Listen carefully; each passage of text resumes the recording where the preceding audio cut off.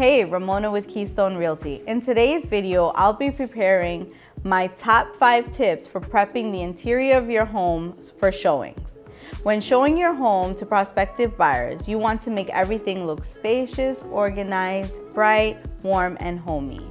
Number 1, start with a full house cleaning from top to bottom. Don't let dirt and clutter obscure your home's good points. A clean home will sell a lot faster than a dirty one. Number 2, be sure walls are clean and free of dirt and fingerprints. Consider a fresh coat of paint if washing doesn't do the trick. Number 3, wash all windows and sills. Curtains and drapes should be freshly cleaned. Number 4, arrange furniture to make the room appear more spacious and attractive. Evaluate the furniture in each room and remove anything that interrupts the flow or makes the room appear smaller.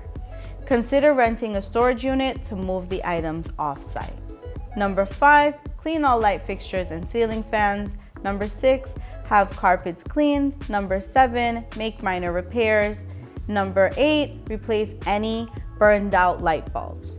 You can make rooms seem warmer and brighter by using high-intensity light bulbs that give the house a warm glow.